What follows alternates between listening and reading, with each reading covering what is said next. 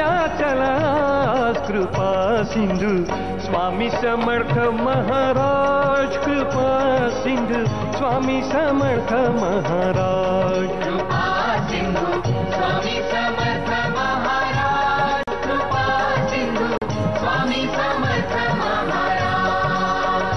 महाराज श्री स्वामी समर्थ जय जय स्वामी समर्थ, महाराज श्री स्वामी समर्थ जय जय स्वामी समर्थ, महाराज श्री स्वामी समर्थ जय जय स्वामी समर्थ, महाराज श्री स्वामी समर्थ जय जय स्वामी समर्थ।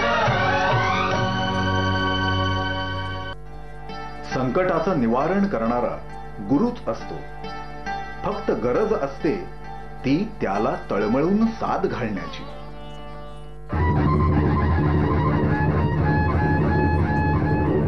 दाजीबा, राज्याचा कारभार कसा चाललाय? महाराज, सगळं अगदी सुरळीत सुरू आहे।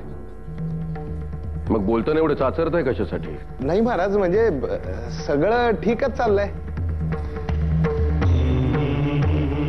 दाजीबा, तुम्ही बोलताय एक, पण तुमचा चेहरा काहीतरी वेगळंच सांगतोय। जे काही असेल ते स्पष्टपणे बोला। प्रजेसमोर काही अडचणी आहेत का? ज्या काही असतील त्या दरबारासमोर स्पष्टपणे मांडा। प्रजेच्या अडचणी सोडवणं हे आमचं प्रथम कर्तव्य आहे। म्हणजे तशी फारशी गंभीर बाब नाहीये, फक्त राज्यामध्ये पाण्याचा प्रश्न बिकट झालाय।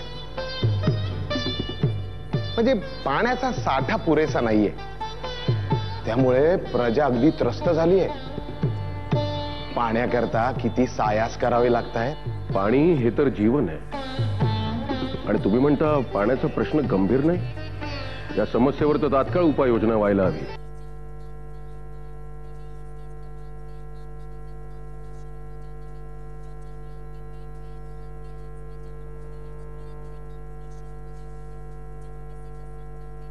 साधारणतः किती विहिरी आणि किती पाणपोया बांधण्याची गरज आहे राज्यामध्ये? महाराज, कमीत कमी 10 विहिरी आणि 10 पाणपोया बांधाव्या लागतील।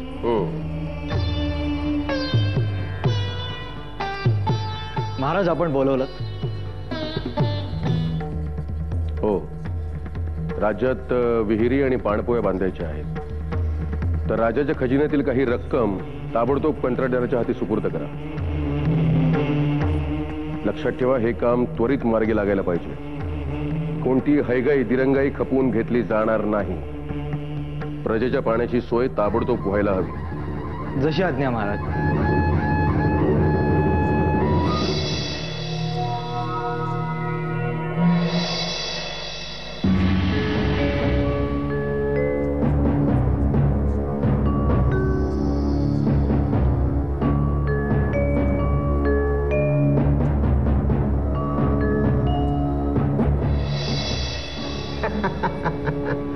काय नथोबा, नाही अगदी दमलेले दिसताय।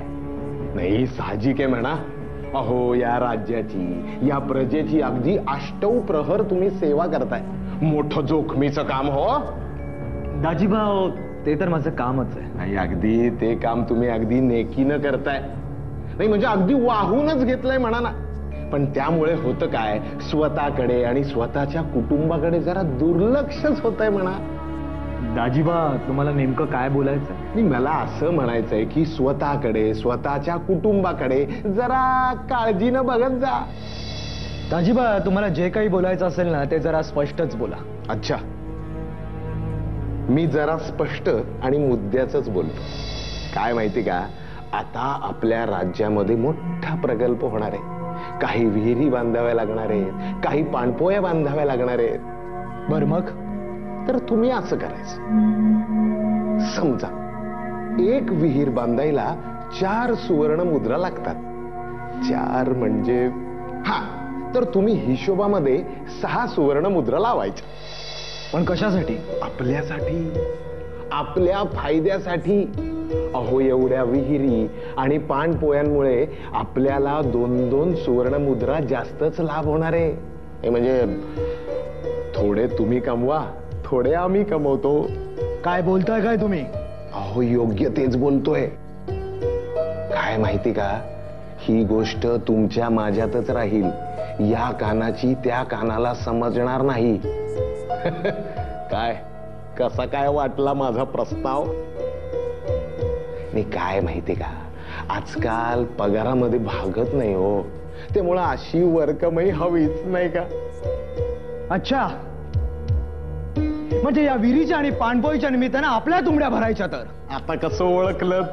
अरे असा प्रस्ताव तुम्ही माझ्या समोर आणायला धजावलात कसे दाजीबा? अहो पण दाजीबा, एक गोष्ट लक्षात ठेवा, मी स्वामी समर्थांचा भक्त आहे. त्यांची शिकवण माझ्या नसानसामध्ये भिनली आहे. मी अप्रामाणिकपणे वागूच शकत नाही. अरे माझ्या राजाने किती विश्वासाने या राज्याची, या खजिन्याची जबाबदारी माझ्यावरती सोपवली आहे. आणि मी हे पाप करूच शकत नाही. आणि तुम्हाला देखील हे पाप मी करू देणार नाही. पुन्हा जर का असं बोलण्याचं धाडस केलं ना तर तुमची गय केली जाणार नाही. लक्षात ठेवा दाजीबा.